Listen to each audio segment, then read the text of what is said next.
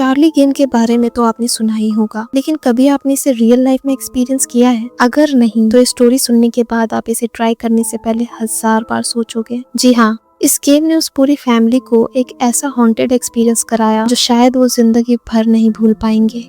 Hello everyone, welcome back to Mysterio Diaries, जहां मैं आपके साथ हुए रियल क्रीपी इंसिडेंट सुनाती हूँ। तो अगर आपको भी अपनी स्टोरीज मुझ तक पहुंचानी है तो मैंने डिस्क्रिप्शन में एक मेल आईडी दी है जहां आप मुझे अपनी स्टोरीज भेज सकते हो। तो बिना किसी देरी के लेट्स स्टार्ट द वीडियो।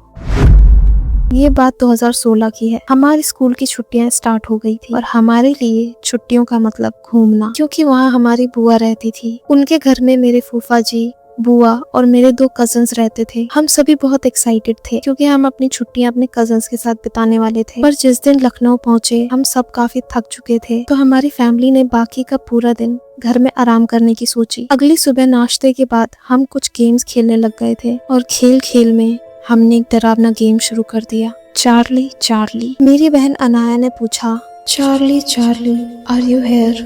तो आपको चार्ली का सेटअप तो पता ही होगा। पेंसिल रखते हैं और यस नो का जवाब देता है चार्ली। ऐसा लोग मानते हैं, पर हम इतने बेवकूफ नहीं थे जो ऐसी चीजों पर बिलीव करें। पर वो पेंसिल सच में मूव हुई। या तो किसी ने मजाक किया था या फिर हवा के झोंके की वजह से ये पेंसिल अपने आप हिली। पर उस पेंसिल की टिप यस की तरफ मुड़ गई। और क्योंकि तब हम छोटे बच्चे थे तो हम डर की वजह से भाग गए और घर जाके ये बात हमने अपने मम्मी पापा को बताई। उसके बाद हमारे पेरेंट्स ने हमें बहुत डांटा, पर फिर सब कुछ नॉर्मल हो गया। उसी दिन शाम को मैं और मेरी बहन डमशराज खेल रहे थे। अनाया एंड मेरे कजिन्स यहाँ वहाँ भाग रहे थे। कुछ देर बाद मेरे कजन ने अनाया को स्टोर रूम में बंद कर दिया। स्टोर रूम के अंदर बहुत अंधेरा था, इतना ज्यादा अंधेरा कि कुछ देख पाना बहुत मुश्किल था। तो अनाया डर से जोर जोर से रोने लगी, चिल्लाने लगी। मेरा कजन बाहर ही था पर उसने दरवाजा नहीं खोला। ये सोच कर के अनाया मजाक में रो रही है, पर थोड़ी देर बाद अनाया दरवाजे पर बार बार जोर से मारने लगी। सब लोग अनाया को रोते सुनकर स्टोर रूम की तरफ जाने लगे। हमने कोशिश करी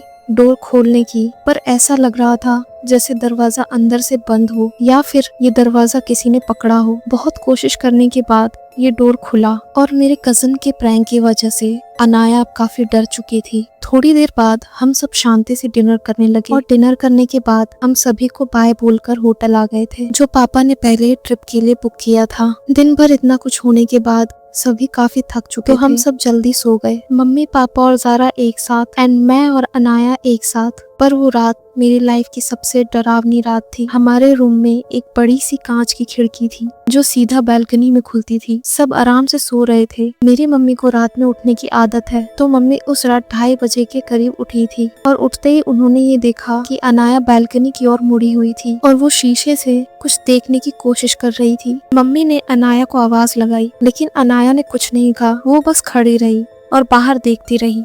टेंशन में आकर मेरी मम्मी ने अनाया के पास जाने के बजाय पापा को बुलाना सही समझा और हल्की नींद होने की वजह से मैं भी जाग गई थी। मैं सिचुएशन को समझने की कोशिश कर ही रही थी कि तभी अचानक मैंने देखा अनाया अब हंस रही थी। उसने अपने दोनों हाथ खिड़की पर रखे और बहुत ज्यादा ध्यान से वो खिड़की की तरफ बाहर देखने लगी। ये सब देख के मेरे पापा दुआ पढ़ते पढ़ते अनाया की ओर जाने लगे। मेरे पापा ने अनाया को पकड़ लिया, लेकिन फिर भी अनाया स्टैचू की तरह खड़ी थी। कुछ देर बाद अनाया अचानक से चिल्लाने लगी और अपने हाथ से पापा को दूर करने लगी। मेरे पापा दुआ पढ़ते पढ़ते अनाया को पुकार रहे थे, पर वो फिर भी चिल्लाए जा रही थी और पापा को अपने आप से दूर कर रही थी। ये काफी देर तक चला, पर उसके बाद सिचुएशन थोड़ी कंट्रोल में थी। मेरे पापा ने अब अनाया को अपने साथ सुलाना सही समझा और मुझे मम्मी के साथ सुला दिया। पर मैं अब बहुत डर गई थी, मैं सो नहीं पा रही थी। मेरे पापा अनाया के साथ सोए थे, तो इसीलिए कंफर्ट में अनाया भी अच्छे से सो गई। मम्मी और मैं बेड पे आंखें बंद करके लेटे हुए थे। तभी अचानक हमने कुछ सुना, जैसे कोई कुछ कह रहा हो। मैंने आंखें खोली और मम्मी की तरफ देखा, पर मम्मी पहले से ही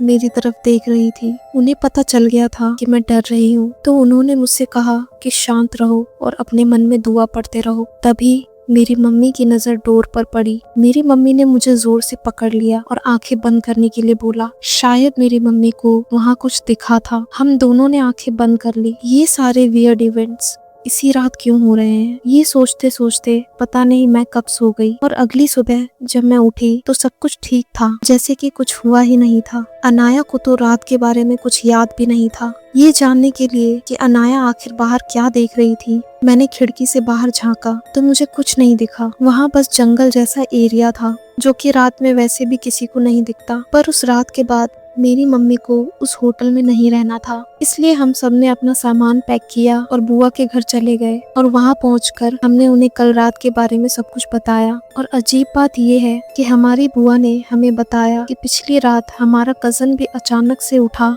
जोर जोर से रोने लगा और जोर जोर से चिल्लाने लगा, पर किसी तरह उन्होंने उसे सुला दिया। मुझे कुछ समझ नहीं आ रहा था कि ये सब क्यों हुआ। शायद इसकी एक ही वजह हो सकती है, वो कर्स्ड गेम चार्ली चार्ली।